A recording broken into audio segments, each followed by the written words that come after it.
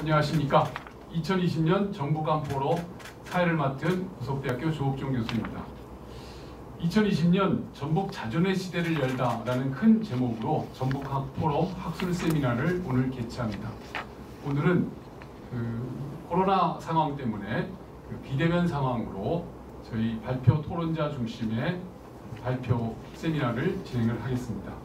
오늘 진행하는 전북학포럼 학술 세미나는 전북개발연구소, 전라일보, 전북대학교, 전북연구원이 공동 주최하는 행사입니다. 오늘 행사를 위해서 참여하신 발표자와 토론자를 먼저 소개해드리겠습니다. 먼저 발표자를 소개해드리겠습니다. 이동희 전주역사박물관 관장님이십니다. 다음은 전북연구원 전북학연구센터 박정민 박사입니다.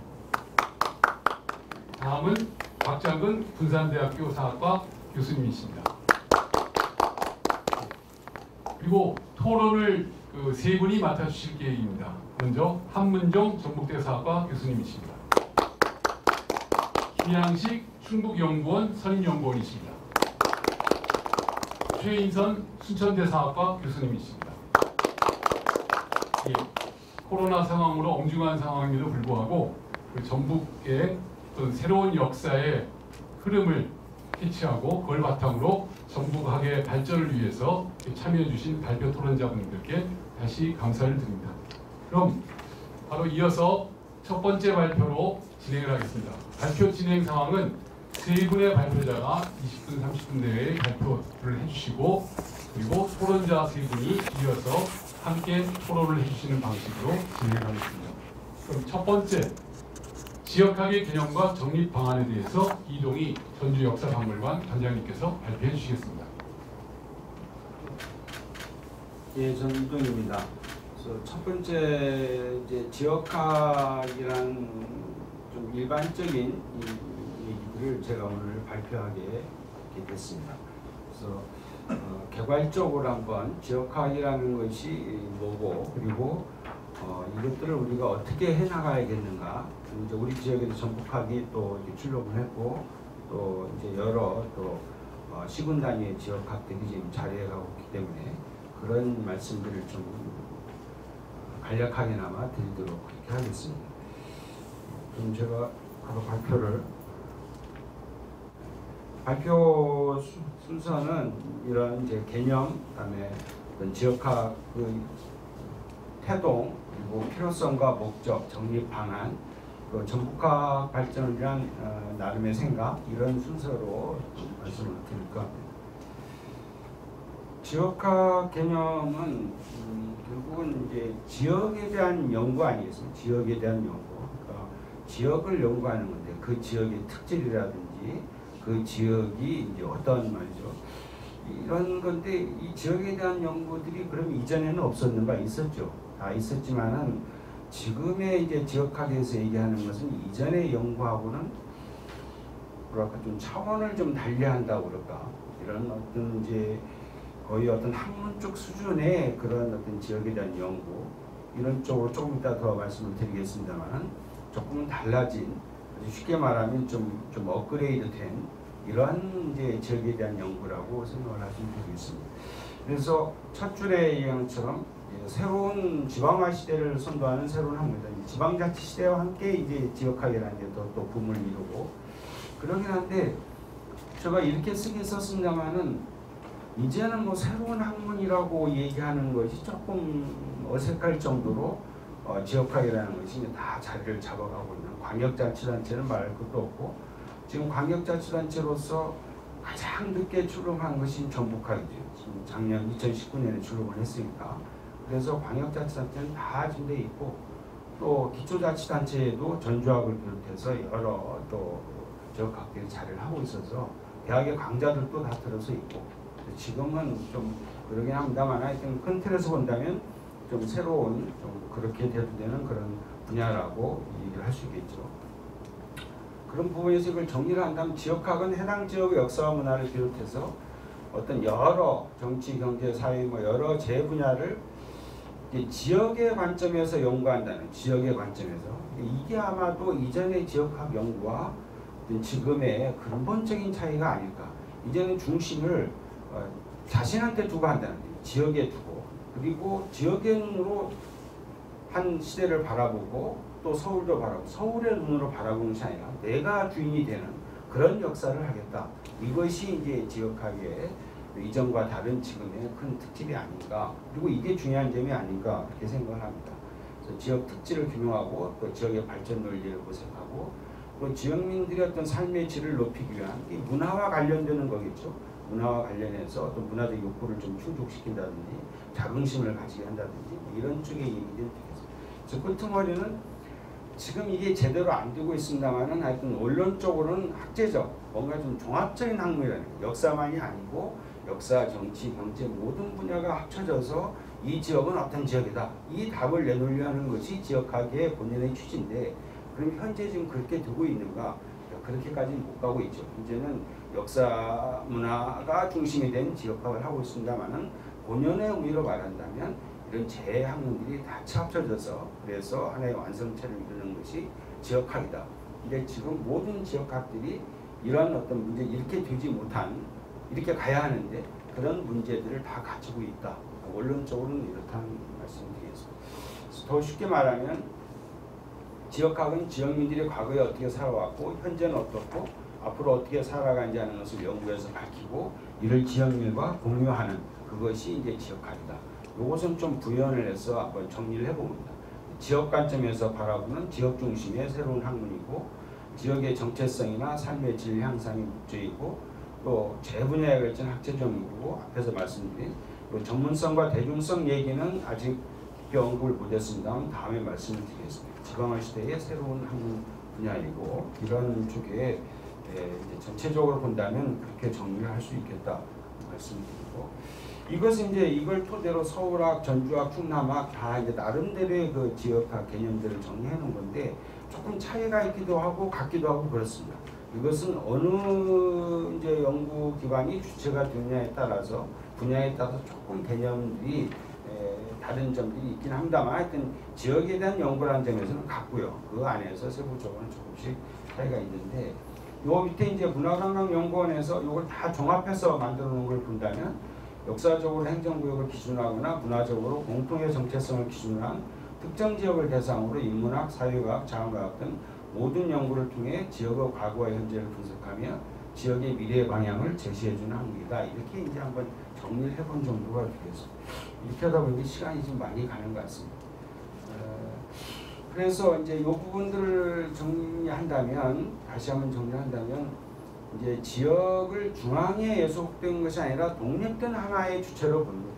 내가 중심이 되는 지역이 중심이 되는 그런 부분이 되는 거고 두 번째 이제 같은 선상에서 지역의 관점에서 이제 중앙과 지방을 바라보는 중앙의 관점에서 바라보는 게 아니라 그러니까 결국은 지역이 주인이 되겠다 아까 말씀드린 것처럼 그런 관점의 것들이라고 지역학을 보시면은 그러면 될 것 같습니다. 그 밑에도 이제 그런 부분들이 되는 거고 그러니까 지역을 중심에 놓고 바라보면 다르지 않습니까? 특히 전라도 지역사나 이런 우여곡절이 많았던 전라도 지역사 이런 경우들에 있어서는 중심을 누구라 놓고 보느냐 중앙의 그 유정자들을 중심에 놓고서 이 지역사를 바라보느냐 아니면 이 지역을 중심에 놓고 바라보느냐 이게 좀 달라지는 면들이 있다는 거죠. 오늘 시간이 없어서 자세하게 말씀은 이제 예까지는 못 드리겠습니다만은 그런 얘기들이 되겠죠. 그런데 이게 마지막에 얘기는 어떤 학술적인 객관성과 논리성을 갖춰하고 중앙과 지방의 균형 잡힌 시간을 견지한다. 이런 얘기는 뒤에 이제 시간이 쫓길 것 같아서 이제 미리 말씀을 좀 이렇게 드리면 이게 이제 결국은 지역의 어떤 특수한 지역의 정체성 이걸 좀 찾자는 거 아니에요. 근데 잘못하다 보면은 보편성을 상실해버려서 다른 사람들이 인정해주지 않는 그런 상황이 돼버리면 그때는 이제 얘기가 달라지는 거니까 이 지역성과 그러니까 어떤 독특성과 특수성과 그다음 보편성 많은 사람들이 공감할 수 있는 공유할 수 있는 이런 것들을 균형을 맞춰줘야 한다는 그런 얘기들이 되겠습니다. 그와 가면서 지역학이 처음에는 지역의 특질하다가 지금은 이제 지역 간의 어떤 균형이라든지 공감 공유 어떤 보편성 이런 얘기들이 이제 자꾸 많이 나오는 그렇게 가야지 지역학이 만인이 인정하는 그런 지역학이 되지 않겠습니까? 그런 방향으로 가고 있는 것 같습니다. 그 다음에 이제 이런 부분은 간단히 지나가겠습니다. 우리나라에 있어서는 서울화연구소 90년대 여기서부터 출발했다고 봐요. 꽤 되죠. 지방자치 도래하면서 이제 서울화연구소에서 정도의 600주년 기념해서 출발하면서 이렇게 됐는데 지금 세계적으로는 뭐 1940년대 뭐 미국 쪽에서 처음에 출발한 것이라고 일반적으로 얘기를 하는 것 같습니다만 우리나라는 그렇습니다. 90년대에 시작을 해서 지금 뭐 아까 말씀드린 다 있죠. 전부 다 자리하고 있고 대학까지 광자를 개설하고 있고 마치 지역학이 붐을 이루고 있는 그건 이제 그렇게 갈 수밖에 없는 게 이 지역이 삶의 주체가 되지 않습니까? 지역 대 지역의 어떤 경쟁 사회로 가니까 지역의 어떤 역사, 지역의 콘텐츠 이런 것들이 주목할 수밖에 없는 거고 그러니까 지자체들이 앞다투어서 지금 그 지역화하는 것을 지금 만들려는 거고 우리 지역에도 지금 전주학이 있는데 요즘에 좀 완주학이 태동을 했든지 아닌지 모르겠지만 완주학을 하겠다는 얘기들이 계속해 들리고 같은 선상의 얘기들이 되겠죠. 그래서 이제 지금 한국 지역학 포럼도 이렇게 이제 2012년 출범해서 각 지역의 그 지역학 기관들이 모여서 한 해에 2번씩 전반기, 후반기 이런 포럼을 개최하고 있습니다. 우리는 16차 2019년에 두 번째 개최했던 건데 이때 했었고 올해는 지금 후반기에는 지금 대구에서 그 지금 코로나로 인해서 굉장히 어렵지 않았습니까? 그래서 이 대회를 유치해서 뭔가 분위기를 세순하려고 대구에서 후반기에는 9월달에 이렇게 개최를 합니다. 그 부분이고 이제 동아시아 지역 포럼이 또 출발을 해서 지난해 중국에서 했었고 올해가 이제 제주도에서 우리나라에서 하기로 했는데 지금 코로나 때문에 지금 취소가 됐고 그 다음에 이제 일본 이런 순서로 앞으로 이렇게 돌아갈 거라고. 지역학 연구기관들은 이제 대학이라든지 또 지역 연구센터라든지 박물관이라든지 이런 데들이 중심이 돼서 지금 진행을 하고 있습니다. 그리고 이제 이건 사진을 좀 저희 그 박물관에서 지역학 포럼 할 때 사진을 한 두 장 넣어봤습니다. 그 도내 지역학은 우리도 첫 출발은 늦지 않았죠. 97년도에 이제 전북도청에 지원해서 전북대 전라문화연구소에서 전북학 연구 3책을 간행을 했습니다. 그렇게 출범을 했는데 이게 그냥 좀 그 책을 내놓고 나서는 거의 멈추다시피 했어요. 그래서 더 이상 진행이 안 되는 그런 상황으로 갔었고 그러다가 지금 그 맥을 이어간 것이 전주학이죠. 2005년에 전주역사박물관이 전주학 본산을 표명하면서 그러면서 지역학 연구의 불씨를 살려나가기 시작하는데요. 그렇게 해서 우리 지역이 그렇다는 겁니다. 그래서 현재 지금 전주역사박물관의 성과를 본다면 2005년부터 한 15년 되지 않았겠습니까? 이 동안에 우리가 학술대회를 한 22회를 했고 총서를 46집 발행했고 시민강좌를 매년 한 차례씩 이렇게 평균적으로 18기를 18번째를 했고 전주학 연구원은 매년 정기 이제 학술지로 간행하는 게 조금 늦게 출범해서 13집 나오고 이런 정도의 성과를 내서 나름대로 전주학이 부족한 점도 있습니다만은 우리 지역의 지역학의 어떤 씨앗을 뿌리고 그 뿌리들이 자라나게 하는 양분의 역할을 지금 했다고 생각이 듭니다. 이 부분은 이제 그런 선상에서 전주 정신도 전주시가 중심이 돼서 그렇게 해서 꽃심이라는 전주 정신도 발표하게 되고 이게 처음에 2009년에 이제 전주역사박물관에서 전주정신 대토론을 했었거든요. 그런 부분들이 토대가 됐고 시에서 적극적으로 이 일을 추진해서 2016년에 이제 전주정신을 발표하게 됐습니다. 그리고 지금 이제 원광대에서 또 익산화, 그 다음에 군산대에서 군산화 등이 지금 계속 나오고 올해 지금 고창학도 지금 출범한다고 그러고 여러 지역학들이 지금 나오고 있고 그리고 이제 2019년에 전북학이 출범을 하게 돼서 뭔가 이제 우리 도내 지역학의 어떤 중심적 역할을 수행할 수 있는 그런 기틀이 지금 만들어지게 되는 겁니다. 앞으로 이 전북학이 어떻게 잘 운영이 나갈지 모르겠습니다만은 기반은 이제 잡혔다라고 생각이 듭니다.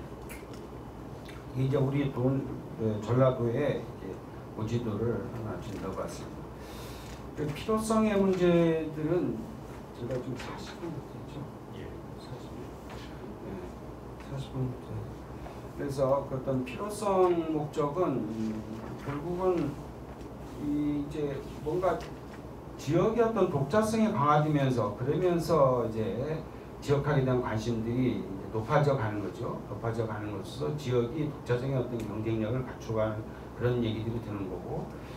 앞으로 미래 사회는 이제 국가 대 국가가 아니라 이제 지역 대 지역 구도로 이렇게 개편될 것이라는 그런 흐름으로 계속 간다는 거예요. 그러니까 결국은 이제 지금 얘기하는 지방 분권이라는 것도 이 선상에 있는 거 아니겠습니까? 지방 분권이라고 한다 했을 때 그 지방 분권의 토대가 되는 것이 결국은 지역학이고 지역학이 해야 할 역할이 아니겠는가. 그러니까 어떻게 보면은 지역이 지금 어려워져 가고 있는 지방이라고 얘기를 하겠죠. 중앙에 대비해서 지방이 어려워지고 있는 상황에서 이걸 살려낼 수 있는 방안으로 우리가 주목해야 하는 것이 지역학이 아닐까. 지역학이 모든 것을 다 해결해 주지는 않겠지만 그렇게 바라본다 한다면 지역학의 어떤 필요성이나 어떤 역할이나 의미가 얼마나 큰 것인가 하는 것들을 좀 우리가 생각해 볼 수 있을 거라고 저는 봅니다. 그런 내용들이 되겠습니다. 그래서 목적 부분은 이제 많이들 얘기하는 것은 큰 틀에서는 지금 현재는 두 가지 아니겠습니까? 지역학이라는 게 두 가지 틀로 하나는 지역의 어떤 정체성, 지역의 정신, 지역의 특질 이런 부분이라 한다면 또 하나는 지역의 문화 콘텐츠, 문화 관광의 시대를 맞이해서 문화 콘텐츠를 발굴하고 차지하고 이것들을 이제 문화 상품화하는 두 축이 되는 것 같아요. 이 두 가지 축이. 그러니까 지역학은 다른 학문들하고는 조금 다른 게 있다고 생각이 됩니다. 큰 틀에서는 같겠지만 그 중에 하나가 지금 나온 것처럼 그런 어떤 그 지역의 정체성에 대한 것만 아니라 아주 현실적인 어떤 콘텐츠로서의 이런 의미도 굉장히 부각이 되고 있고 지자체에 따라서는 여기에다 관심을 두고서 뭔가 좀 찾아내서 상품화하려는 그러면서 지역학에 큰 관심을 가지는 이런 일들이 지금 경주되고 있다. 그 틀에서 크게 보면 이제 그런 부분이 되는 거고 호선상에서 좀 나눠서 본다면 정체성이나 정신이나 공동체 어떤 강화라든지 삶의 질 제고라든지 그리고 이제 이렇게 콘텐츠의 부분들이 있고 지역 경쟁력을 강화하는 거고 그리고 이제 국가사의 어떤 지역 균형, 지역학이 연구되면서 지역 간의 어떤 균형을 맞춰가는 것과 함께 또 큰 국가사 차원에서는 하나의 그림이 그려질망정 지역에 따라서는 또 어떤 색깔들이 좀 다르죠. 그래서 문화의 다양성들을 우리가 이제 어떤 그려낼 수 있고 이런 걸 통해서 창조의 시대에 걸맞는 그런 양분들 그런 것들을 우리가 또 찾아낼 수 있는 문화 쪽 이런 쪽에서는 저 문화 다양성 이런 쪽에 상당히 또 관심을 갖고 그러는 것 같습니다. 그런 부분들이고 이건 지금 우리가 지금 그 전라 감영 이전 사진입니다만 지금은 이보다 더 이제 깨끗해졌죠. 완전히 완성이 돼서 저 선화당과 이제 이렇게 반품과 발굴하는 이런 사진들인데 그건 이제 지역학이라는 것들이 이제 중심이 돼서 이런 일도 해 나가고 또 의미도 부여하고 3분 남았습니다. 좀 더 써야 할 것 같습니다. 아무튼 시간 내에 마치도록 하겠습니다. 그래서 정립 방안 부분에 있어서는 제 생각으로는 이게 상당히 중요하다고 생각해요. 문제의식. 내가 왜 지역학을 해야 하는가 지금. 우리 전라북도에서 왜 지역학을 하는가. 이걸 분명히 인식하지 않으면 방법론상에서 이전하고는 다르게 뭐 학문적이고 뭐 보편적이고 이런 얘기를 한다 하더라도 이전의 것들하고 차별성을 가지기가 쉽지 않고 또 많은 사람들이 그 어떤 이 지역학의 필요성에 공감하는 게 쉽지 않을 수 있다.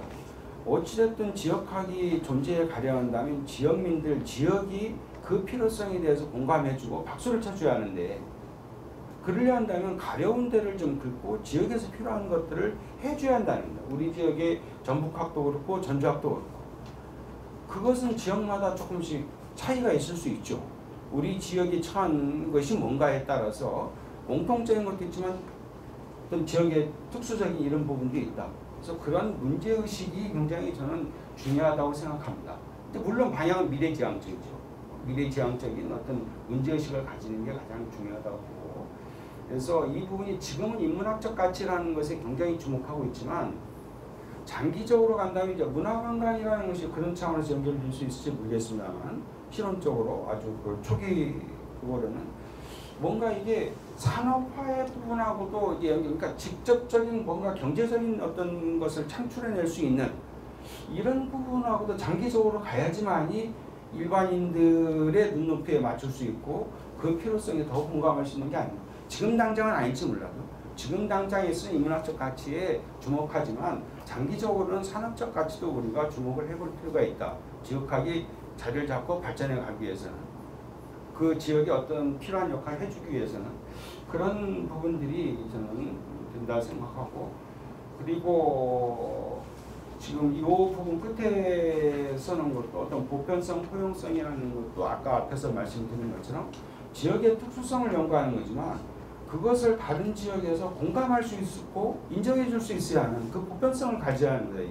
나만 이렇다고 한다면 그게 인정이 안 된다면 그러면 이제 그 지역학이라는 것은 그 이전의 지역의 연구하고 비슷해지는 조금 제 말에 이전의 지역 연구를 좀 폄하하는 듯이 느껴지는 것 같아서 좀 조성스럽게 합니다만 아무튼 이제 지역학이라는 학문적 영역에 들어섰으니까 그런 차원에서 말씀드리는 거니까 그런 오해는 없으셨으면 합니다. 아무튼 그렇게 해서 결국 여기서 하고 싶은 얘기는 지역성과 보편성, 아무리 지역학이지만 보편성도 같이 가지고 가야 한다. 이게 제가 드리고 싶은 얘기입니다.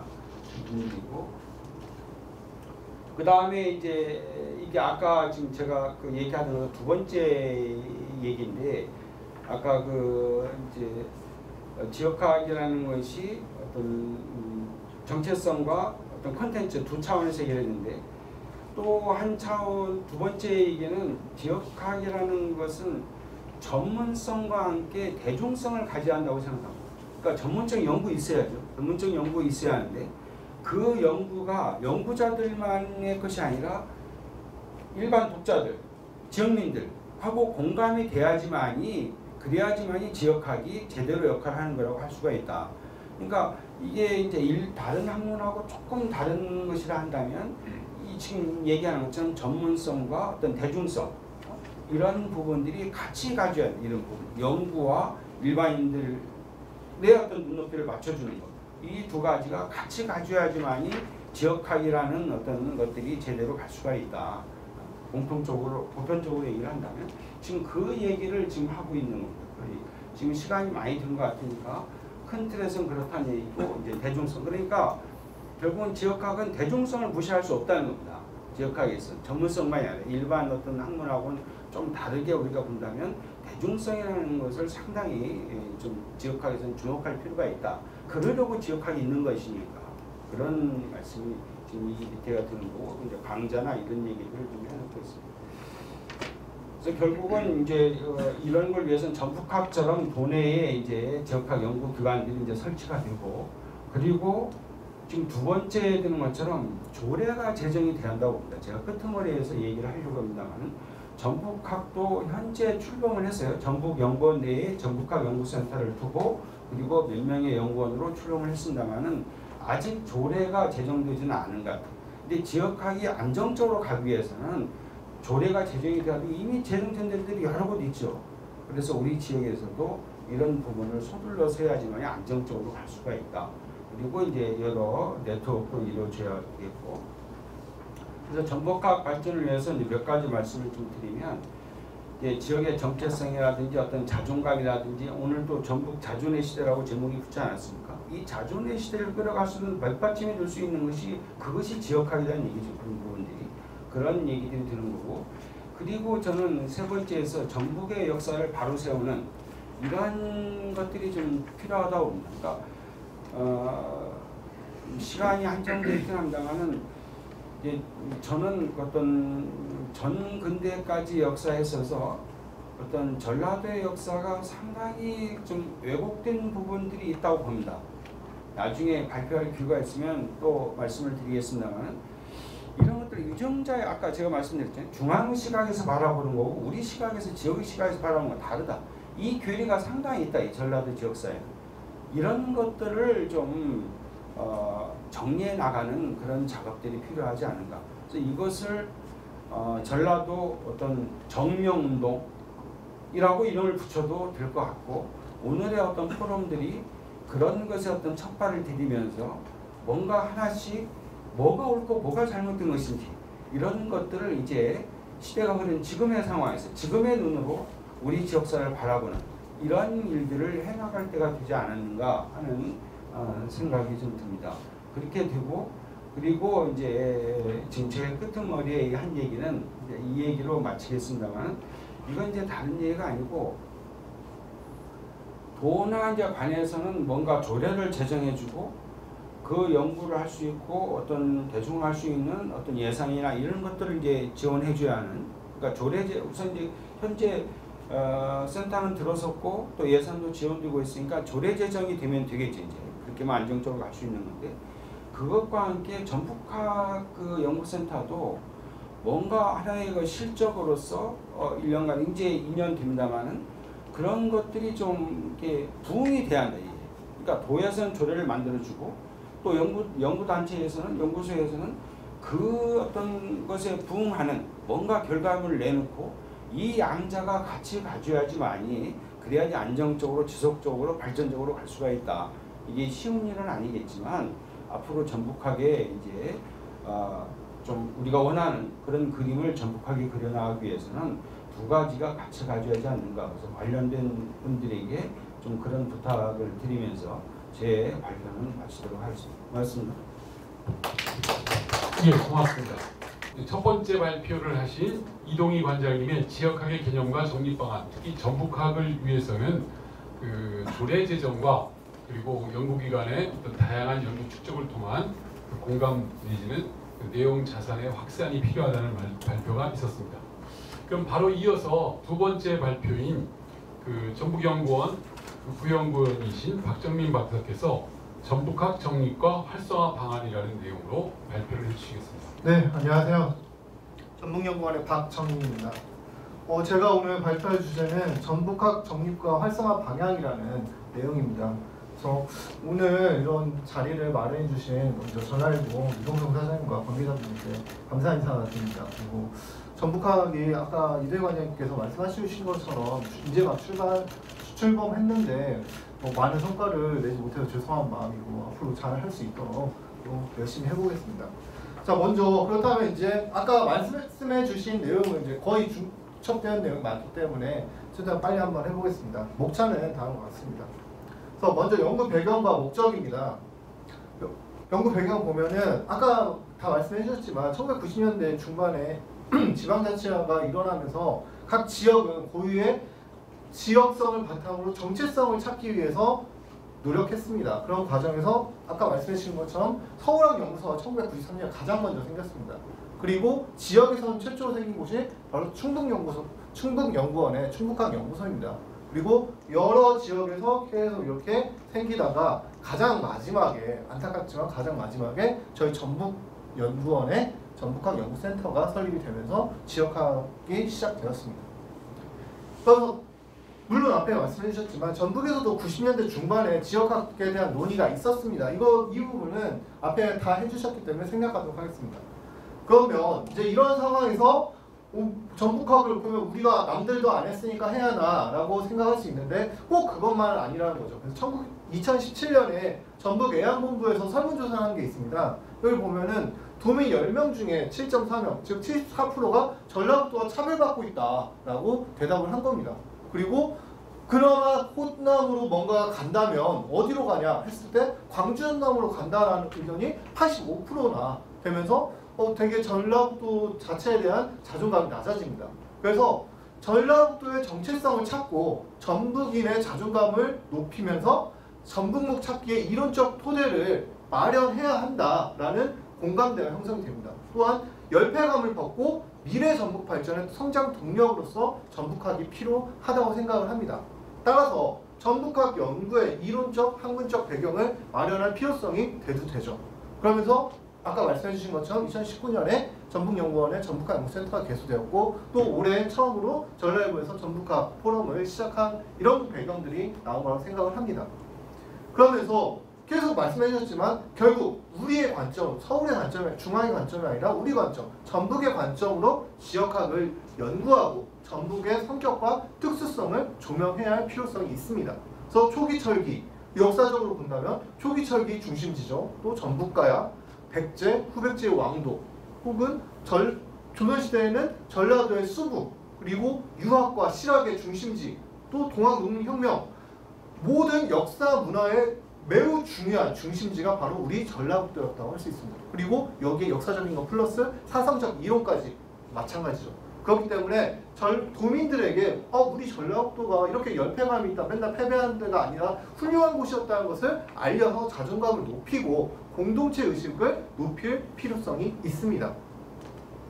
그래서 연구 오늘 이제 발표 목적은 전북학의 정책 환경을 분석하고 설문조사를 통해서 효율적 방향을 모색하겠습니다. 그리고 전북학 연구의 체계적 정립 방향을 제시한 후에 지역의 이해를 바탕으로 지역 현안과 연계한 발전 목표를 수립하고 마지막으로 전북학 연구 활성화를 제시하도록 하겠습니다. 먼저 전북학의 개념과 범위입니다.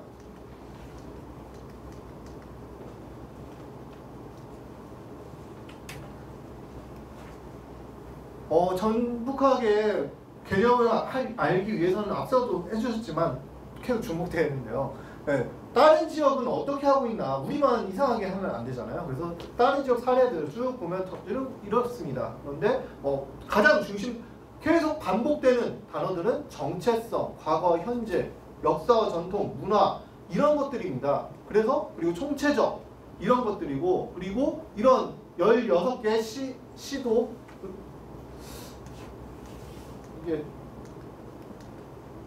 의 지역학 연구의 특징을 보자면 광역 지자체를 공간적 범주로 하고 있다는 겁니다. 그리고 꼭 그런 건 아니고 대부분은 광역자치단체 소속 연구원에 의해서 주도되고 있습니다. 예를 들어서 저희 같은 경우는 전북연구원, 충북 같은 경우는 충북연구원 이런 식인 거죠. 그리고 지역 정체성 확립과 대중화를 통해서 공동체 의식을 함양하고 있습니다. 마지막으로 역사 문화를 중심으로 해서 정치, 경제, 사회, 문화, 정책 등 총체적인 연구를 지향하고 있습니다. 이런 것들을 이제 바탕으로 한번 살펴보도록 하겠습니다.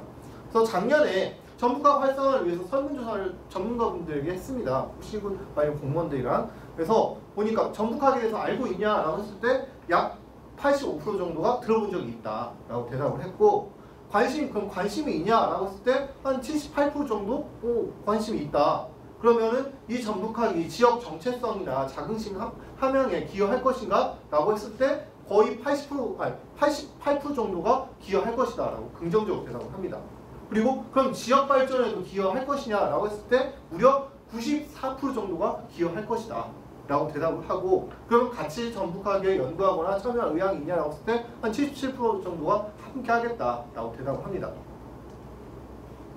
그러면 전북학 활성화를 위해서 가장 필요한 사업이 무엇이냐라고 여러 가지 물어봤는데 가장 많은 대답이 나온 게 바로 전북학 관련 자료를 조사하고 정리해달라라는 의견이 가장 많았습니다. 그 두 번째가 아까 이도희 관장님께서도 말씀하셨지만 문화산업 콘텐츠를 개발하고 관광자원을 발굴했으면 좋겠다 이런 맥락으로 나옵니다. 그러면 활성화를 위해서 어떤 정책이 필요하냐라고 했을 때 가장 많은 의견은 학술 연구비를 증액해야 한다라는 게 가장 많고 또 다음은 신진학자, 전문 인력의 양성 사업을 추진해야 한다. 왜냐하면 미래까지 봐야 하는 공통점이 있기 때문이겠죠. 그리고 그러면 이번엔 전북학 아카이브가 필요하냐라고 했을 때 무려 96%가 이건 있어야 한다라고 강한 공감을 해주셨습니다. 그래서 이걸 토대로 시사점을 보자면 바로 지역에 대한 실용적이고 활용적인 연구가 수행되어야 한다는 점입니다. 그리고 실천적 학문으로 발전하기 위해서는 결국 지역 정책에 반영되어야 한다는 점도 알 수 있습니다.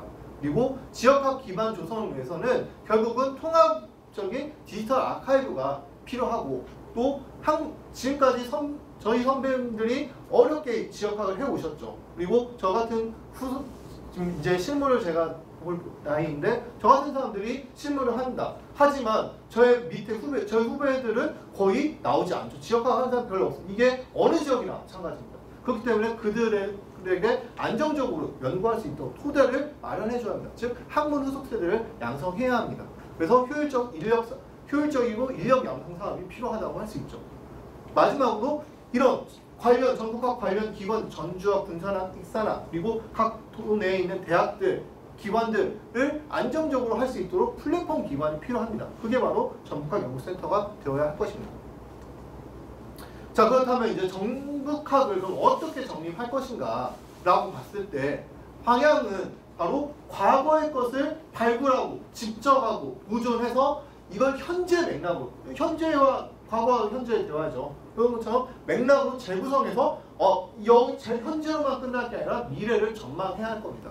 그리고 초창기에는 당연히 다른 지역학도 어쩔 수 없지만 역사와 문화로 중심이 갈 수밖에 없습니다. 그리고 나서 이제 시간이 좀 더 흘러서 정치, 사회 등 종합적 시각으로 확장해 나갈 필요성이 있습니다. 그리고 전북학의 체계적 기획, 관리, 활성화 등을 통해서 결국은 전북을 총체적으로 이해할 수 있게 되고 그리고 정체성을 그리고 나서 확립한 다음에 이걸 가지고 전라북도의 성장 동력으로 삼아야 합니다. 그래서 앞서 말씀드린 것처럼 그리고 이게 지금 현재 세대만으로 끝이 아닙니다. 바로 우리 후속 세대 그리고 우리 자식, 손자, 몇백 년 후손까지 쭉 이어나갈 수 있도록 학문 후속 세대를 양성해야 하고 그리고 지금까지 고생해오신 선배님들과 학문 후속 세대가 같이 어울릴 수 있는 그런 자리를 마련해야 합니다.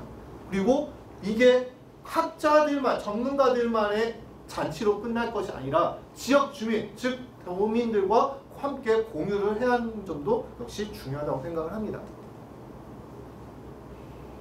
그래서 그러면 다른 나라 지역학 사례, 다른 나라에서는 일본 같은 경우가 잘 되어 있죠. 시간 강좌 간단히 보면은 지역민 자체 프로그램을 운영하는 곳도 있고 혹은 생애학습형이라고 해서 지역 기관에 의해서 지역민 학습을 하는 곳도 있고 또 어떤 곳은 지역의 정체성을 확립하기 위해서 노력하는 이런 여러 유형으로 한 세 가지 유형으로 지금 그 이야기가 되고 있습니다. 그래서 그럼 전북학은 어떻게 갈 것인가 라고 이야기했을 때 처음에는 기초지자체 그리고 지역대학 그리고 일반 도민 이렇게 세 가지가 삼각 한 축을 이루어야 한다. 이렇게 서로 공유해 나가야죠. 그래서 지자체 같은 경우는 대중화 정책을 마련하고 연구 지원에 계속 조례 얘기가 나오지만 연구 지원에 근거를 마련해야 합니다. 그리고 연구자를 양성할 수 있도록 도움을 줘야겠죠. 지역 대학 같은 경우는 연구 역량을 지역 대학만큼 지역에 대해서 깊게 연구하는 곳은 별로 없습니다. 그렇기 때문에 연구 역량을 강화하고 지자체와 협력, 지자체에서 분명히 원하는 것들이 있습니다. 그런 것들을 협력하고 그 다음에 대학이라는 특수성에 맞게 한국 후속 세대를 양성해 줘야 합니다. 그리고 도민들은 지역에 대해서 관심을 가지고 또 자체 프로그램도 구축할 뿐만 아니라 이건 이상적인 거죠. 나중에 한 몇 단계가 되면 이렇게 될 거라고 저는 생각을 합니다. 그리고 지역 학습 사업 이런 것들도 훌륭하게 꾸준히 참여하면 아마 좋은 모델이 되지 않을까라고 생각을 합니다. 그러면 어떻게 사회구적으로 활성화할 것인가 라고 봤을 때 자 먼저 크게 세 가지 축이라고 생각을 합니다. 첫 번째는 네트워크를 구축하는 겁니다.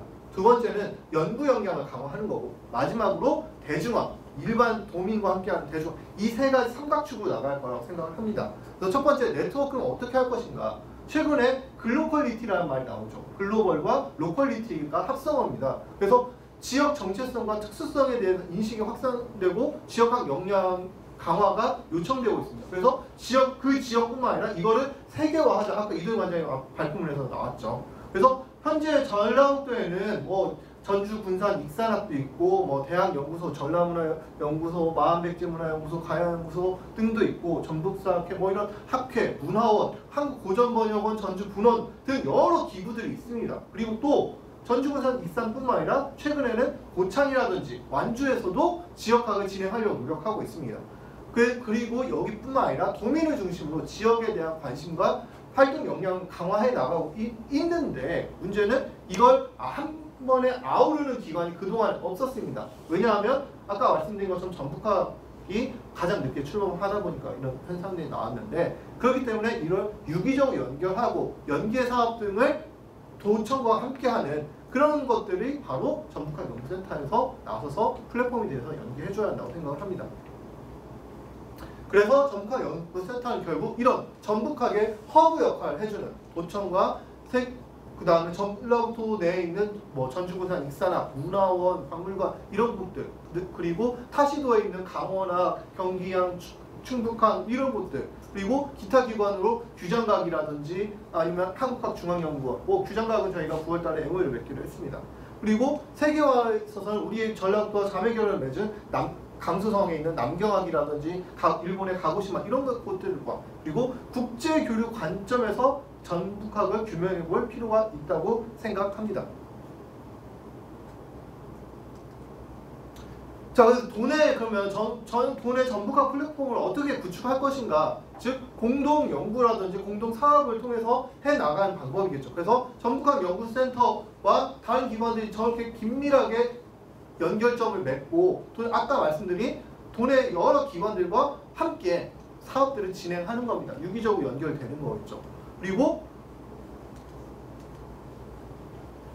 저는 이걸 나중에 꼭 해야 한다고 생각하는데 전북학 대회입니다. 전북학 대회는 전북의 정체성을 탐구하고 총체적 학문 집합체로서 전북학의 방법론을 모색할 필요가 있습니다. 그래서 전북학의 연구기관, 아까 그 기관들이 모두 모여서 결국 전북학의 정체성을 확보하고 홍보를 할 필요성이 있습니다. 그래서 농업이라든지 문화, 민속, 사상, 역사 등 다양한 분과를 운영을 해서 교류의 장으로 만들어야겠죠. 그리고 여기에는 학회뿐만 아니라 일반 시민들, 그리고 대학원생들 같은 한국 후속세들도 참여하는 명실상부한 전북학 관련 최고의 종합 학술대회로 만들어야 한다고 생각을 합니다. 이런 사례는 이미 성황리에 치러지고 있는 제주학대회라든지 강원학대회 있습니다. 강원학 같은 경우는 우리보다 전북학보다 1년 빨리 출범했는데 우리보다 조금 더 앞서 있는 것 같습니다. 강원학대회 작년 겁니다. 보면은 아시겠지만 여기는 이제 지사님부터 나와가지고 쭉 기초발전하고 분과를 무려 7개나 운영하고 있죠. 예산도 어마어마하게 나중에 비공적인 자리에서 말씀드리겠습니다. 몇 천만 원 씁니다. 네. 그래서 이렇게 17개의 섹션을 가지고 여기에 다시 발표자 몇 명 붙고 토론자도 많습니다. 그래서 강원도 내 사람뿐만 아니라 타 지역 연구자들까지 같이 모읍니다. 그러면서 이렇게 강원학이 잘 되고 있습니다 라는 것을 보여주기 위한 자리인 거죠. 한편 국제교류 관점에서 전북학을 규명해야 한다고 생각을 합니다. 그래서 아까 말씀드린 세계화 시대에 지역성을 갖춘 지역학 기관으로 발전하기 위해서는 세계 속에서 전북학의 위상을 규명해야 하는데 바로 제가 주목하는 부분은 바로 새만금입니다. 새만금은 우리 전라도에 사활이 걸려있는 부분입니다. 그런데 여기는 역사적으로 봐도 아까 말씀드렸던 초기철기, 가야, 백제, 후백제, 고려, 조선, 일제강점기 등 한국 역사상 국제교류의 중심지였다고도 할 수 있습니다. 바로 이 부분을 강조해서 전라북도의 역동성을 국제교류 시각으로 강조할 필요성이 있지 않을까라고 생각을 합니다. 그래서 같이 만약에 만들어진다면 이름을 정해주면 되겠지만 동아시아 문물교류 포럼이라고 설립한 후에 매년 포럼을 개최해서 역사 문화뿐만 아니라 정치, 경제, 사회 등까지 저변을 확장하고 발전 방안을 논의하는 플랫폼을 구축할 필요가 있습니다. 이런 사례는 두만강 포럼이 있습니다. 여기는 한국국제교류재단의 지원을 받아서 2008년부터 이루어지고 있는데 중국 연변대학교에서 합니다. 중국 연변대학교에서 하는 이유는 간단합니다. 바로 두만강 주변을 해가지고 결국은 북한과 교류하고 싶은데 못하니까. 근데 중국, 러시아, 몽골, 일본, 미국, 대만, 한국, 남북관계 좋으면 북한의 학자들까지 참여하는 세계적인 기구입니다. 그래서 여기에 석학들이 참여하고 매년 이런 행사를 하기 때문에 이게 인지도가 나중에 어마어마하죠. 그래서 여기서 나온 이제 뭐 아젠다라든지 이런 것들이 간단하지 않은 상태가 되는 겁니다. 한편 두 번째 중요한 축은 연구 역량을 강화하는 겁니다. 그래서 전라북도의 역사, 문화 등 기초자료 수집 및 정리를 통한 정책 연결고리 역할을 수행해줘야 합니다. 그래서 전라북도의 정체성을 확보하고 총체적 현상을 연구해서 새로운 동력을 확보해야겠죠. 그래서 4차 산업혁명 시대에 지역학 기초자료를 제공하고 핵심 연구 분야의 선제적 발굴을 수행해야 할 것입니다. 그리고 전라북도와 관련된 이슈를 이슈와 함께 사회적 현안들을 해결할 수 있는 역량을 강화해 나아가야 한다고 생각을 합니다. 그래서 플러스 지역학 학문 후속 세대 양성을 위해서 단계적이고 선순환적인 지원 체제 운영으로 지속 가능한 전북학의 생태계를 구축해야겠죠. 먼저 기본 과제를 연구하는 겁니다. 그래서 예를 든 겁니다. 전북의 서원이라든지 고지도, 지명, 인물, 문학 이런 것들을 기본 과제에 설정해서 전북학 관련 기초 조사를 하고 체계화할 필요가 있죠. 예를 들어서 내년에 이제 주제로 삼으려고 하는 게 전라북도 고지도입니다. 전라북도 고지도를 쫙 모아서 전라북도 것뿐만 아니라 14개 시군권을 쫙 모아서 저희 센터 홈페이지에 올려놓으면은 기자님들이라든지 아니면 연구원들, 시군 공무원들이 다 우리 센터에 와서 그 고지도를 파악하면 되겠죠. 쉽게 파악할 수 있습니다. 물론 이 지난한 작업이지만 그런 건 이제 저희가 해야겠죠. 그리고 두 번째는 기초적 연구 이론부터 활용, 적용, 실천까지 전방위적으로 연결되어야겠죠. 그리고 이런 것들 정책적 활용 방안을 만들어야 할 겁니다. 그게 올해 지금 저희 센터에서 기본 과제를 하고 있는 우성서원이 세계문화유산에 등재된 1주년입니다. 관련해서 학술대회도 열고 그거 관련 보고서를 만들고 있습니다. 여기에 이제 활용 방안이랑 이런 것들을 고민하는 거죠. 그리고 전북학 연구를 단일 주제로 끝내지 않고 장기적 관점으로 의미를 부여해서 사업화 전략도 필요합니다. 그래서 저희 연구원의 장점이 이슈 브리핑이죠. 이건 많이 써주니까 기자님들이. 그래서 이슈 브리핑을 먼저 분위기를 띄우고 과제로 만든 다음에 활용 방안까지 제시하고 시군에서 같이 협력하는 이런 단계적 접근이 필요하다고 생각을 합니다. 그래서 체계적 사업을 통해서 다각적으로 활용하고 가치를 부여할 필요성이 있습니다. 그래서 기본 연구 수행 말씀드린 것들은 이렇게 갑니다.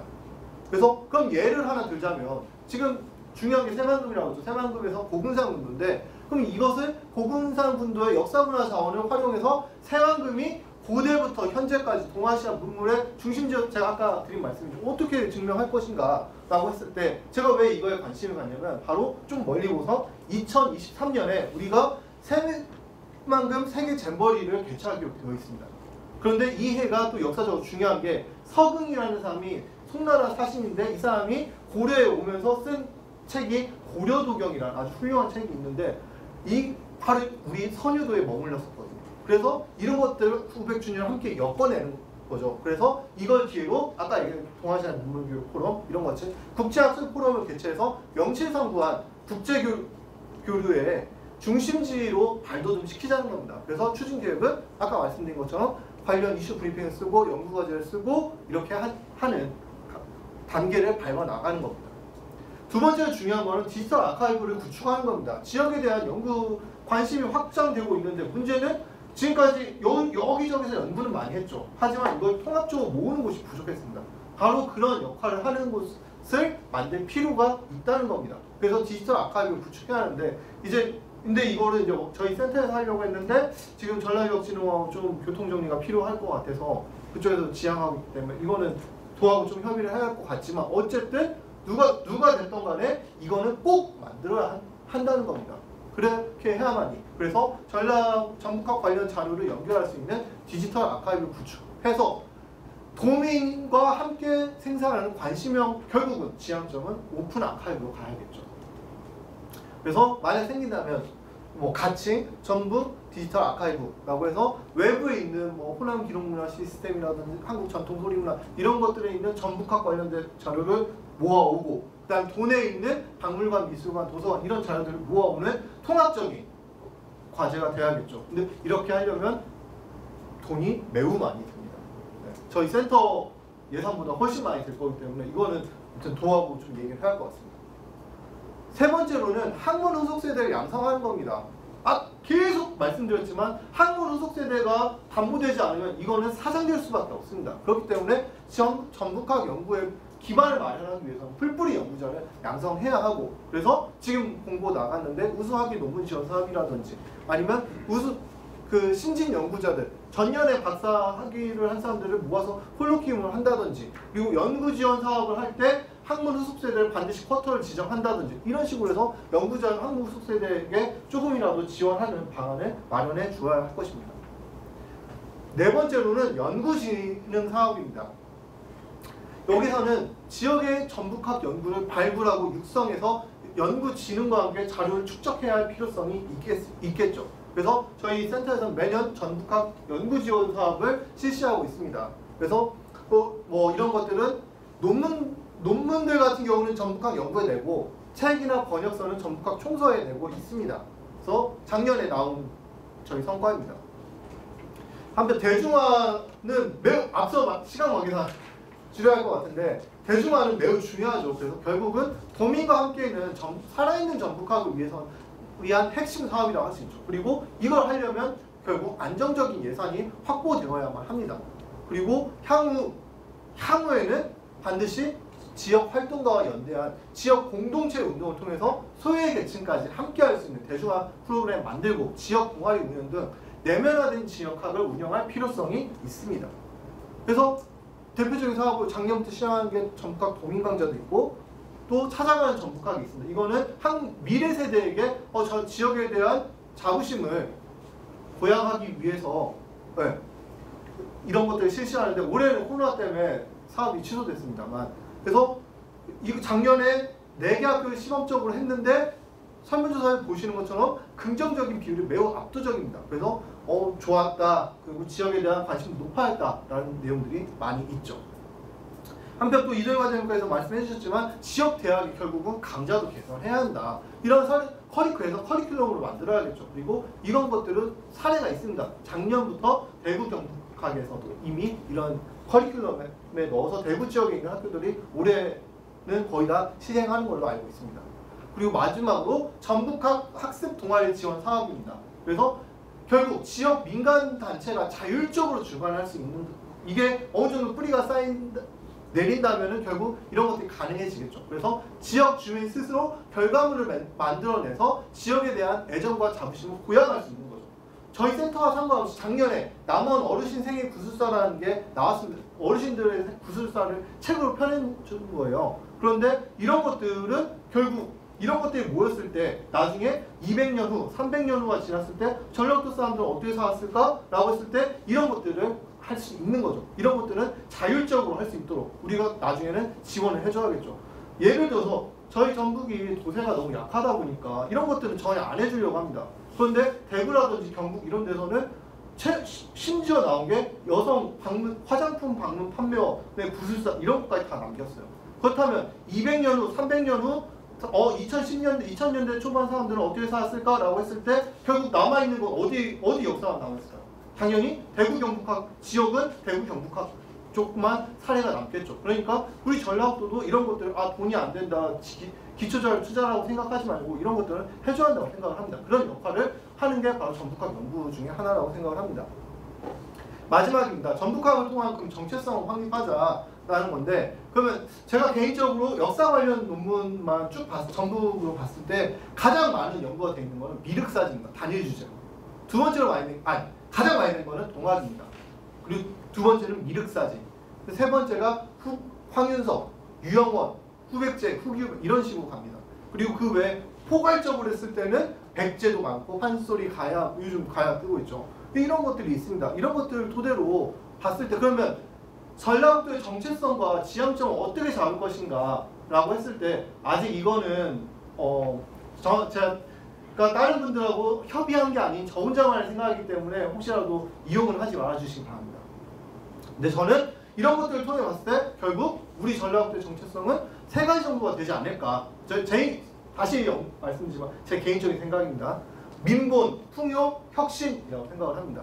민본은 정열이의 대동서강이라든지 실학의 민본주의, 동학농민혁명의 제폭구민, 보구강민 이런 것들은 누구나 다 알지만 민본이죠. 그래서 이런 것들은 결국 도민의 행복과 안전, 자존감 제고, 삶의 질 향상, 모두가 누리는 포용복지, 이 한국형 민주주의의 뿌리 여기에 모두 포함된다고 생각을 합니다. 두 번째로 풍요는 우리 지역은 항상 강조하죠. 옛날부터 잘 사는 지역이었다. 그 역사적으로 남죠. 벽골제라든지 조선의 3대 도시였다든지 아니면 그 경제력이 있었기 때문에 완판본, 판소리, 한지, 서예 등 찬란한 문화와 예술이 남아있었던 거죠. 그리고 또 반개 유영원과 여암 신경준의 실학사상도 이러한 맥락에서 나오는 겁니다. 풍요로웠기 때문에. 그래서 이런 것들을 가지고 그럼 어떤 점을 지향할 수 있을까? 바로 더불어 성장하는 상생경제라든지 도민의 문화, 예술, 향유 사회적 공동체의 발현, 문화, ICT 융합 이런 것들로 갈 수 있지 않을까 생각합니다. 그 마지막으로 정말 제가 제일 중요한 하나만 뽑으면 전 이거인 것 같습니다. 바로 혁신입니다. 우리 전라북도 혁신의 중심지였다고 생각을 해요. 바로 청동기 초기철기 시대의 새로운 중심지였다는 점이 전북 혁신도시를 발굴하면서 많이 나왔죠. 역사 유적으로 발굴되고 있습니다. 그리고 두 번째가 벽골제로 상징된 농업도 마찬가지죠. 그리고 가야의 제철 유적, 정열입의 대동사상, 그리고 동학농민혁명의 패전개혁 이런 것들은 당대 사람들이 생각할 수 없는 것들을 우리 지역 조상들이 해낸 겁니다. 그렇기 때문에 이런 혁신적인 아이덴티티를 가지고 4차 산업의 새로운 중심지였다라고 이야기할 수도 있고 아시아 스마트 농생명밸리를 구축한 이론적 토대가 될 수 있고 지금 이야기하는 탄소산업 육성 혹은 디지털 콘텐츠 익산의 홀로그램 센터도 있고 하죠. 이런 거 디지털 콘텐츠도 혁신적인 전략에서 나왔다라고 주장할 수 있지 않을까라고 생각합니다. 이처럼 이것으로 시간 관계상 발표를 마치겠습니다. 감사합니다. 봉수왕국 전북가의 현황과 국정과제에 대해서 박장군 군산대학교 교수님께서 발표해 주시겠습니다. 예, 안녕하세요. 사실 이게 가야가 초대받기 어려운데 초대를 해주셔서 감사하다는 말씀을 드리고요.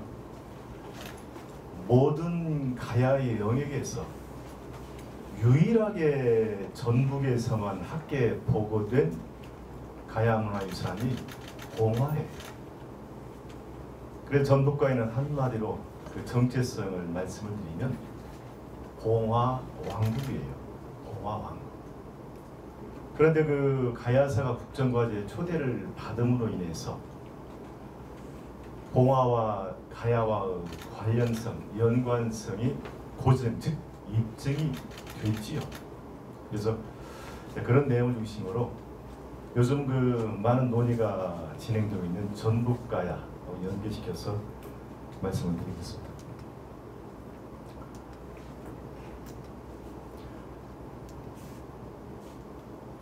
예, 좀 버전이 조금 제가 앞서가네요. 가야사가 국정과제에 초대를 받았는데 67번째로 조사연구 및 정비. 사실 영남은 조사연구 및 정비가 오래전에 다 끝났죠. 우리 전북은 아직 조사도 안 되다 보니까 연구 정비가 이루어지지 못했어요. 저는 국정과제의 어떤 그 깊은 배경에는 우리 전북에 대한 배려가 사라졌습니다. 꼭 기억을 해야 할 것 같습니다. 그래서 작년에 이제 그 홍보 책자를 제가 발간을 했는데 이 전북가야 또 봉수왕국 이런 이제 용어가 등장하는데 전북가야라는 용어 자체는 학술적인 의미는 전혀 없어요. 전라북도에서 발견되고 출토된 모든 유물을 하나로 묶자. 그걸 전북가야라고 저희는 이름을 붙였고 왜? 국정과제는 국민이 참여를 해야 성공할 수가 있는 거예요. 그런 홍보 전략 또는 대중적인 의미만 담겨 있고 학술적인 의미는 없다는 말씀을 다시 드리고 싶고요. 우리 전라북도가 14개 시군인데 가야 유적과 유물이 발견되는 곳은 7개 시군이에요. 이것을 하나로 묶는 국정과제의 홍보 전략이 바로 전북가야다라는 말씀을 드리겠습니다. 전북가야의 영역의 어떤 완성에 있어 근거는 봉화예요. 봉화. 그래서 저는 30년 남짓 배낭을 메고 1000여 미터 내에 되는 많은 산을 오르락 내려가면서 잠자고 있는 봉화를 잠을 깨워서 학계에 알렸는데 현재까지 확인된 봉화가 113개소예요. 근데 공교롭게도 전북을 벗어난 다른 지역에서는 아직 봉화가 발견이 안 되고 있죠. 다만 1963년까지 전북에 속했던 금산에서는 봉화가 발견이 되어 해서 충남 금산구를 전북가 영역에 포함을 시켰다. 그 근거는 봉화예요. 네. 여러분 봉화는요 국가가 있었다는 결정적인 증거예요. 개인이 봉화를 운영할 수가 없지요. 그리고 봉화의 출발지를 연결하게 되면 그게 바로 영역이 되는 것이다. 삼국유사에 육가 6개 가야 나라가 열려가 되어 있는데 우리 전북가는 초대를 못 받았어요. 영남의 마지막까지 잔존했던 나라보다 50년 먼저 백제의 멸망이 됐기 때문에 초대받기가 어려웠다. 그래서 육가에는 이렇게 해서 많은 사랑 주목을 받아서 사실 영남에서는 가야사가 거의 복원이 됐다라고 평가를 받고 있지 않습니까? 그런데 전북은 이제 출발이죠. 삼국유사는 고려 중후기의 역사서예요. 정사는 아니죠. 그런데 당대의 중국이나 일본 기록을 보면 적지 않은 나라가 초대를 받았어요. 20개에서 30개 남짓되는 가야 이름이 열거가 되어 있는데 육가야에 초대를 받은 6개의 가야 이름은 등장을 안 해요. 당대 기록에. 반면에 이제 우리가 조금 접하지 못한 많은 나라 이름이 열거되어 있는데 그 중에 반파국, 김은국이 자주 나온다는 게 당대의 기록이다라는 말씀 드리겠고요. 자, 그러면 이제 장수가야 종래 선압들께서 가야의 서쪽 경계는 백두대간이다. 그 너머에는 가야가 없다라고 말씀을 하셨어요. 근데 공교롭게 백두대간 서쪽 금방 최상류인 장수군에서 가야가 모습을 드러내요. 그런데 가야사 복원이 거의 끝나갈 무렵에 장수에서 가야가 모습을 드러내서 가야사 연구에 있어서 장수가야는 초대를 받지 못했다. 유일하게 가야 소국 중에서 백두대간을 넘어와서 백제하고 등을 맞대고 가야 역사를 남긴 지역이 장수지이다. 우리가 관심을 가질 필요가 있지요.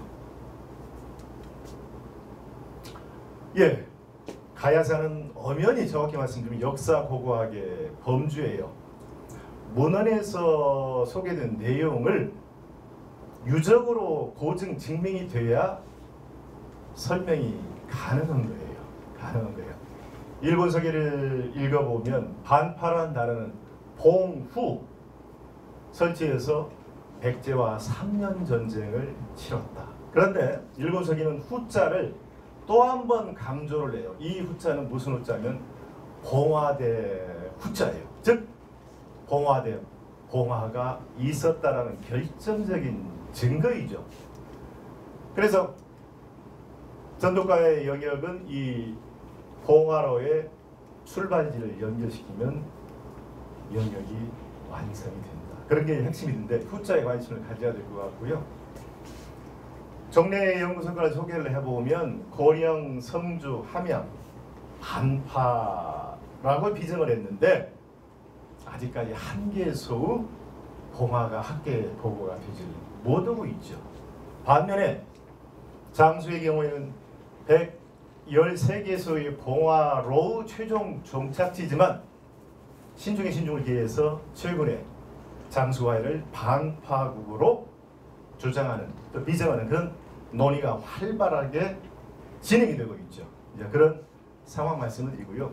다시 말씀을 드리면 가야사 연구의 핵심은 역사 고고학의 범주를 벗어나서는 안 된다. 문헌에서 요구하는 반파국의 정체성, 아이덴티티인 봉화가 발견이 안 되면 반파국에서는 안 되는 거예요. 그게 역사 고고학의 명령이죠. 예. 봉수는 나라가 있었다는 국가의 존재와 함께 그 나라의 영역 그리고 국력의 뒷받침이 안 되면 봉수는 꿈 같은 얘기예요. 하나 예만 들으면 아프리카에 가서 야 너 이 광통신망 구축했니? 무례한 이 질문이죠. 그런 여력이 안 되는 거예요. 근데 왜 장수의 기반을 뒀던 가야는 그런 광통신망인 봉화망을 구축을 했을까? 우리가 풀어야 할 과제죠. 다행히 국정과제 초대를 받음으로 인해서 관련성이 밝혀지고 있다는 말씀드리고요.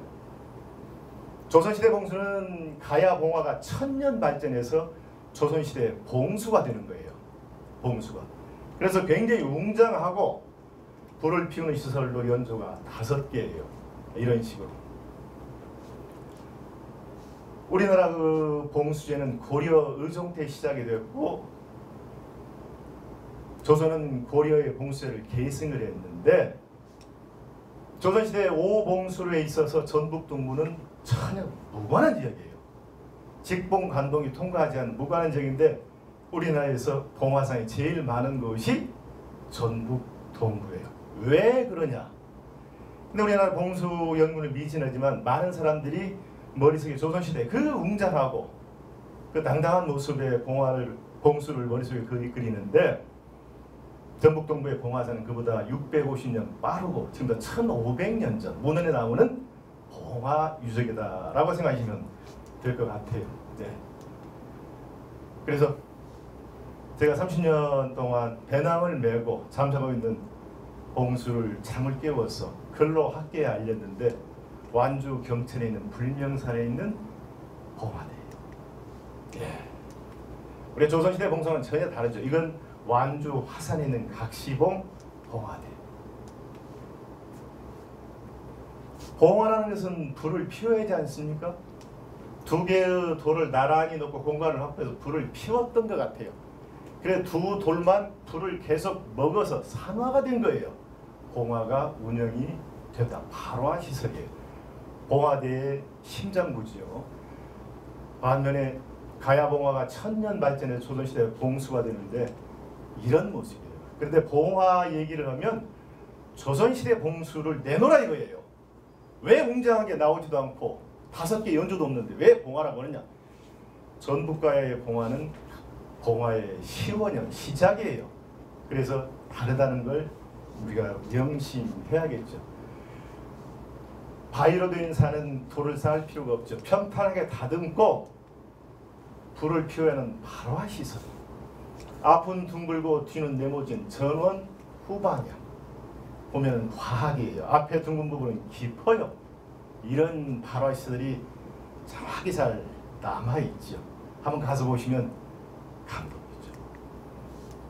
예, 조선시대 봉수제하고 전혀 무관한 우리 전북동부의 봉화산, 봉화봉, 봉화골, 봉우제, 봉화를 알리는 지명은 차고 넘쳐요. 근데 누구나 이에 관심을 갖지는 않았는데 저는 가야고각을 하면서 30년 동안 관심을 갖고 산을 올라오라고 내었죠. 그리고 늘 마음속에 영원했던 게 발굴을 해서 연관성을 밝혔으면 좋겠다라는 염원을 가지고 있었는데 그 꿈을 이루고 있지요. 네, 일본 서기의 글을 읽다 보면 반파국이 신라와 적대관계, 신라의 체면을 많이 구비지 않습니까? 그래서 저는 무주군의 정책 제안을 할 때 무덤 유적을 발굴합시다. 그러면 신라 얘기가 나올 겁니다 했더니 그 시기 신라 무덤에서 신라 인물이 쏟아져요. 그러면 왜 신라가 무주로 진출했을까? 무주는 한마디로 철이에요.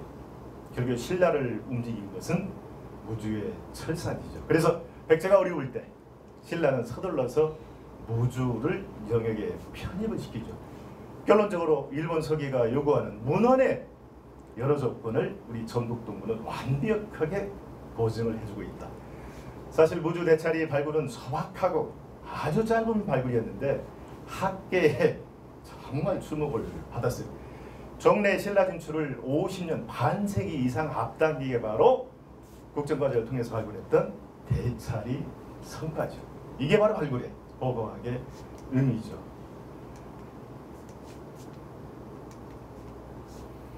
이제 봉화대를 말씀을 드릴게요. 고산에 있는 우남산. 누가 언론 보도를 보고 한번 다녀와라. 올라갈 수가 있을까? 그래도 배낭을 메고 올라갔지요. 기다리는 거예요. 봉화대가. 일본 서기에서 말하는 봉화대 후자.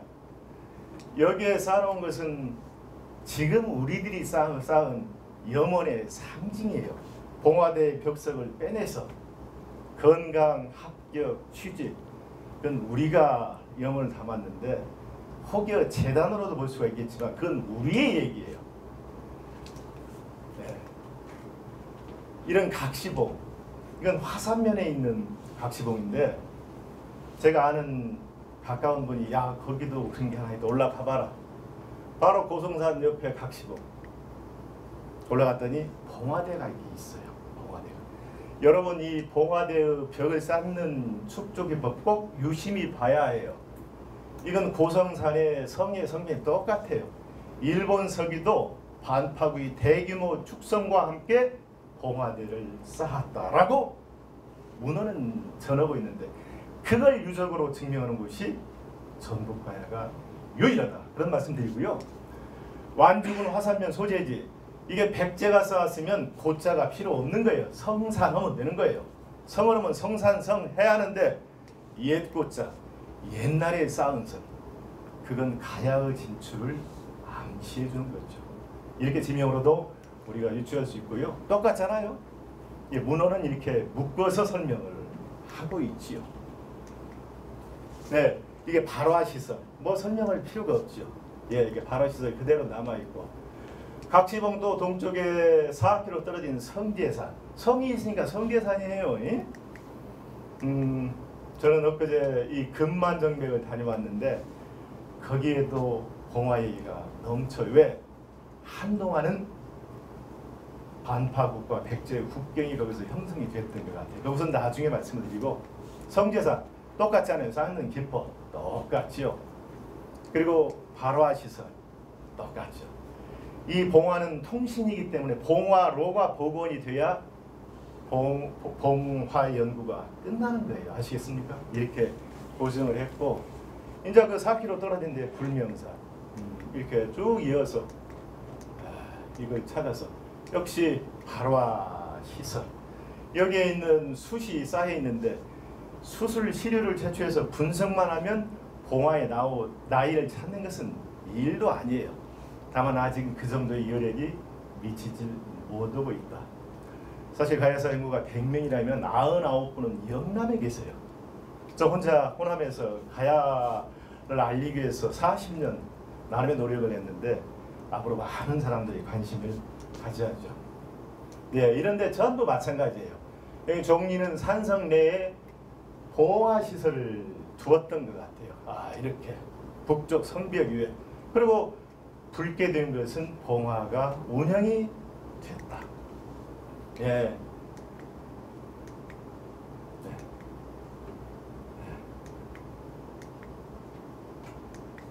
이런 것은 전부 봉화의 구조, 그 다음에 발화시설의 어떤 구조 전부 밝혀서 하나하나 그 속사를 지금 밝혀내고 있다는 말씀드리고요.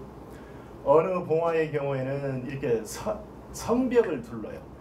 조선시대 봉수는 성벽을 두른 데가 거의 없죠. 방호벽이라는 간단한 경계선과 둘러내는 성벽을 둘러요. 전략상 요충지, 국경을 형성했던 데 배치된 봉화는 이런 견고한 시설을 해요. 봉화가 끊기면 통신이 끊기니까. 그래서 이렇게 전부 했고 저는 이 봉화의 어떤 만남이 순창까지 인연을 맺었는데 면담조사 아까 두 분 발표에도 이 어르신이 체계산을 가봐라. 내가 65년 전에 체계산을 오른 적이 있었는데 무릎 높이까지 쌓았던 석축을 봤는데 지금 남아있는지 모르겠다. 저는 당연히 다녀와야죠. 그래서 체계산을 가는데 이 부분 정도 돼요. 이 바위를 파냈어요. 파냈어요. 공간이 필요하니까 봉화대를 만들어야 하니까. 그리고 중간에 공간 틈이 생기니까 돌로 이렇게 딱 이를 막았어요. 수유기돌로. 공간 활용에 활용성. 그래서 남쪽 기슭을 보니까 돌을 많이 채석을 했어요. 봉화군이 생활했던 주거 공간이에요. 돌무더기가 있다고 전부 봉화라 보는 게 아니에요. 몇 가지 조건을 충족을 시켜줘야 해요. 봉화대가 있었고 발화시설이 있었고 성벽의 유무 또 봉화군의 주거 공간 이런 것들이 충족이 돼야 봉화대라고 하는 것이지 그냥 무조건 이렇게 돌이 있다고 하는 건 결코 아니에요. 아시겠죠? 네. 이제 발굴을 했어요. 임실 봉화산 발굴을 했죠. 사실 발굴을 안 하면 영원히 알릴 방법이 없었어요. 저는 가야사 국정과제의 큰 성과다. 발굴을 했더니 시설이 이게 본래는 이게 토단이에요. 여기는 급하게 쌓았다. 돌로 쌓을 겨를이 없었어요. 일본 서기도 그 상황을 전하죠. 513년에 전쟁이 발발을 했는데 514년에도 봉화를 만들었다라고 기록은 전해요. 즉 특정 세력의 백제 편습, 즉 이탈이에요. 거기에 대한 대응을 해야 하지 않습니까? 그러다 보니까 전쟁 중에도 봉화를 축조를 하죠. 저는 섬진강역의 봉화는 너무 조잡하고 거칠게 쌓았는데 그런 일본 서기의 이야기를 유적으로 정확히 증명을 하고 있다. 발굴을 했어요. 발굴 안 하면 발굴하니까 발화시설이 나오대요. 앞에는 네모주, 뒤에는 둥근. 그리고 여기가 지금 빨갛게 산화가 되어 있어요. 처음 발굴이다 보니까 좀 거칠었는데 참 안타깝죠. 우리가 모르니까 그러는 거예요. 이거하고 똑같아요. 그래서 발화시설도 조금은 계기적인 발전이 있었다라고 보시면 되겠고요. 거기서 유물이 적지 않게 나오죠. 결론적으로 가야 토기만 나와요. 고려 청자, 조선 백자 일체 안 나와요. 그리고 최근에 어느 분께서는 이게 재단이라고 말씀을 후대 유물 전혀 안 나와요. 어떤 근거 물증을 가지고 그런 말씀을 하시는데 국정과제를 통해서 이 속살이 드러났는데 가야 토기만 나온다. 전과후는 없지요. 그 잠만 잤어요. 이 토기를 보세요. 가야토기인데 상중하로 평가하면 최하예요. 가야토기 흉내만 냈어요. 그런데 흙 속에 검은 흑사립이 포함이 되어 있죠. 이런 가야토기는 저는 본 적이 없어요. 최근에 발굴을 오래 해보니까 장수, 즉 반파국의 하위계층 백성의 무덤에서 똑같은 게 나왔어요. 네, 그걸 보여드릴게요. 흑사립. 이게 장수 가야, 즉 반파국의 하위계층들이 나왔는데 흑사립이에요. 똑같아요. 왜 그러면 반파국은 왜 갑자기 토기를 만들었을까? 백제하고 맞짱, 백제하고 전쟁을 선언을 하니까 모든 게 붕괴가 되고 제가 볼 때 반파국은 흔들릴 수밖에 없어요. 그러면 생산 유통이 붕괴가 되면 반파국 사람들은 철 대신 토기를 만들어야 해요. 토기를 만들어요. 그래 흉내만 낸 거예요. 네, 이런 것도 하나하나씩 밝혀지고 있고 똑같지요. 그리고 이런 영추산 국정과제를 통해서 여러 군데 이제 이 고증을 위한 발굴이 진행이 되고 있는데 상당히 유의미한 자료가 좀 속속 나오고 있고 이런 형태예요. 조선시대 봉수하고는 전혀 다르죠. 이게 천년 발전해서 이렇게 되는데 정확히 6세기를 정한 삼국시대 토기만 나와요. 일체 안 나와요. 다른 것은. 이런 게 나오고 또 백두대간 봉화산 발굴해봤더니 마찬가지예요. 역시 가야 토기만 나와요. 가야의 늦은 시기. 구체적으로 말씀을 드리면 장수에 기반한 어떤 반파국과 관련된 유물만 나온다. 그리고 산 이름이 봉화산이다. 예, 이거 원수봉, 팔궁사 아래 마찬가지예요. 똑같이 그런 유물만 나와요. 그리고 반파국의 무덤에서 나온 유물하고 비교를 해보니까 일맥상통해요. 즉 전북동부의 봉화의 운영의 주체는 반파국이 맞다. 최고의 결과예요. 알겠습니까? 지금 발굴을 통해서 속살이 드러난 거예요. 30년 기도하니까 소원이 이루어지대요. 발굴을 했으면 좋겠다는 소원이. 발굴을 통해서 고증이 된 거예요. 많은 영남학자들 오셔서 봉수 맞다, 가야봉수 맞다 그렇게 고증을 해주고 가시죠. 좀 많은 분들 저희가 초대를 했죠. 일부러 가능한 영남학자들. 근데 아직은 젊은 학자들은 그렇게 구체적으로 의견 개진은 않으시는데 원록 학자들은 야 봉화 맞다, 봉화 맞아. 우리가 그러면 이 봉화의 초정 종착지는 장수군 장계면이에요. 거기에 나라가 있었다는 고각된 증거가 있었는데 그게 바로 고총 왕명급 무덤이에요. 현재 장수군에서 학계에 보고된 가야의 고총은 240개예요. 무지막지어죠. 상상을 뛰어넘죠. 설명이 안 되는 부분이 없지요.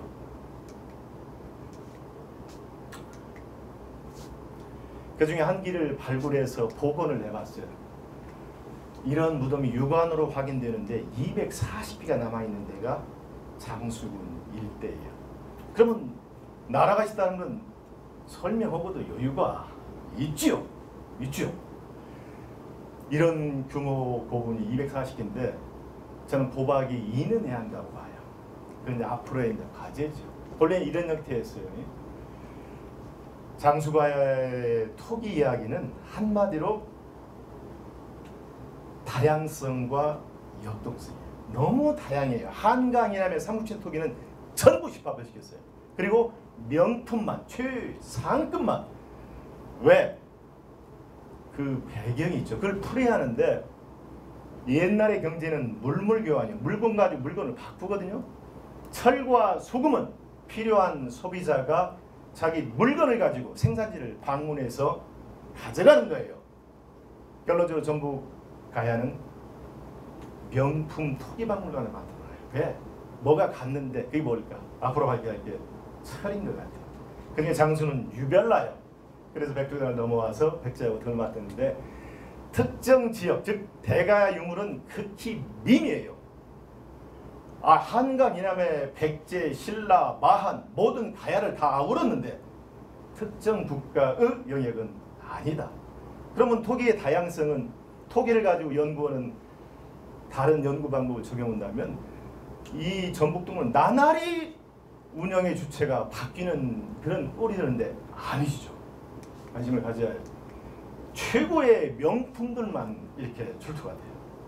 왜? 좋은 토기 가지고 와서 원하는 양만큼의 철 확보. 여러분 보세요. 이 유물은 반파국의 백성들 무덤, 즉 하위계층 무덤에서 나와요. 왜냐하면 지배자의 무덤을 발굴해보니까 전부 비어있어요. 일제강점기 도쿠라스 H가 땅을 매입을 해서 집을 지어놓고 그걸 파갔대요. 37년간. 그냥 형체만 남아있는데 그런 걸 제가 더 이상 우리가 볼 수가 없어. 장수건이 정책 제안을 했죠. 그러면 백성의 무덤을 발굴해서 곱하기 몇을 넣으면 되지 않겠습니까? 그랬더니 이런 유물이 쏟아져요. 한강 유물인 이남의 유물은 다반데 명품만 모았어요. 이런 반파국이 백제하고 전쟁을 택하니까 그 생산유통이 붕괴가 됨으로 인해서 가야는 결국에 토기를 만들어야 하는 그런 운명이 돼요. 네. 그래서 역사고가 범주에서 유일하게 반파국이 유적과 유물로 고증, 입증, 증명이 되는 것은 장수다. 사실 가야고각에 있어서 30여 년 전에 후기가의 맹주 대가야가 반파국이라고 결론을 내리셨고 많은 학자들이 절대적으로 지지를 하셨는데 아직 고령 부분에서는 공수가 발견이 안 돼요. 발견이 안 되면 반파국이 아직 할 여건이 안 되는 거예요. 또 일부 사람들은 왜 그러면 전북동부에 봉수할 게 많냐? 8갈래의 봉수 봉화망을 운영을 했던 거예요. 그러니까 그거에 경유되는 장수 진화는 봉화가 많을 수밖에 없는 거예요. 조선시대 오거가 전부 서울 목멱산에서 만나지 않습니까? 경기 서울에 봉수가 많잖아요. 똑같은 거예요. 즉 종착지가 장기이기 때문에 중앙이 되는 거예요. 중앙이. 장수 군수님은 서둘러서 반파국 선언을 하셨는데 설명이 안 되는 부분이 없지요. 영남에서는 왜 장수가야를 반파국으로 했어? 그러면 당신들이 반파라는 물증을 내놓으셔. 말이 더 이상 끊기죠. 할 수가 없죠. 근데 장수가야는 여유 있게 넉넉하게 설명이 가능해요. 예, 결국에 봉수는 국력인데 그게 뭘까? 제철하고 한 지역 내에 한 몸을 이루고 있다고. 다만 제가 국정과제를 통해서 전북동부에서 250개의 제출류를 찾아서 학계에 보고를 하고 있는데 봉화처럼 가야하고 관련성은 아직 고증이 안 됐어요. 왜? 발굴이 아직 시작이 안 됐기 때문에. 앞으로 발굴을 통해서 고증의 과제는 남아있죠. 근데 묘하게 분포 양상이 일치하고 있다. 예, 다 끝나. 그래서 무쇠를 간 자가 세상을 지배한다. 우리가 관심을 가져야죠. 그래서 이런 것은 아이언 노드가 있어요. 혁신도시. 우리 박사님 말씀하셨는데 2200년 전 한반도의 테크놀로지 전부 혁신도시라고 그래요. 이 양반들이 100년만 딱 머무르고 이주를 했어요. 어디로 갔을까? 그 흔적이 포착됐던 데가 장수자예요.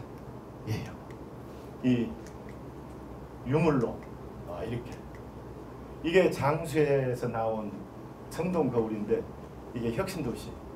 혁신도시에서 머물렀던 그 선진 세력이 100년 뒤에 이렇게 와서 흔적을 남겼고요. 반파구의 철리하기는 한마디로 감동이에요. 이게 말 발굽 편자예요.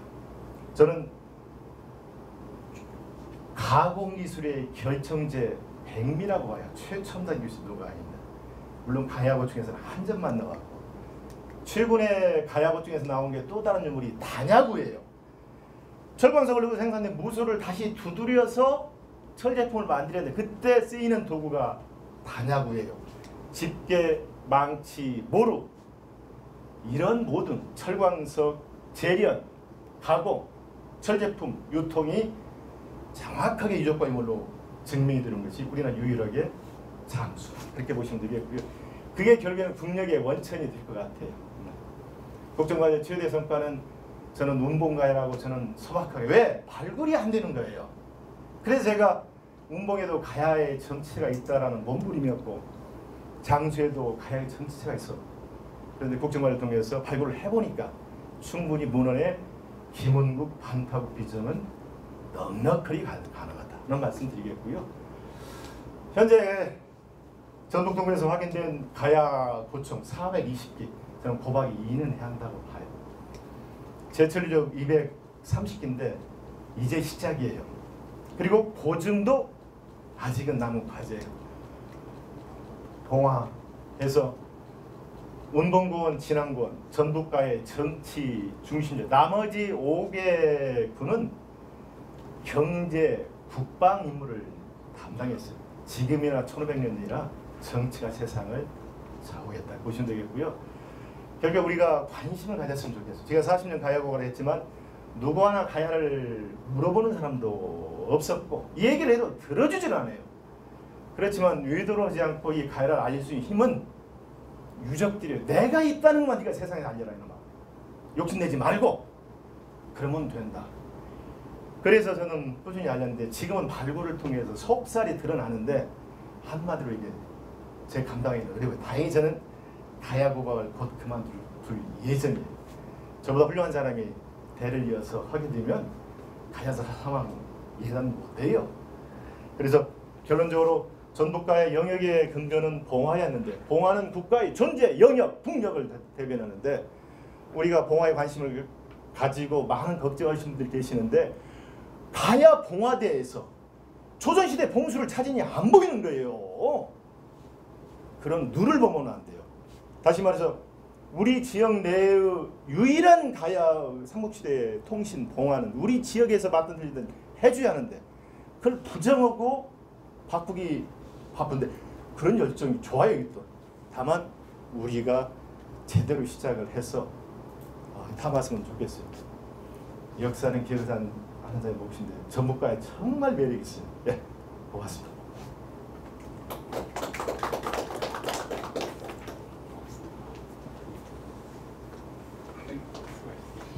예, 고맙습니다. 1부 마지막 주제 발표였던 봉수왕국 전북가야 현황과 국정과제에 대해서 박장군 교수께서 아주 열정적으로 발표해 주셨습니다. 예, 그러면 잠시 10분간 휴식을 취한 다음에 이 발표 세 분의 발표 내용에 대해서 각각의 전문가분들께서 토론을 또 진행을 해주시겠습니다. 예, 곧 이어서 진행하겠습니다.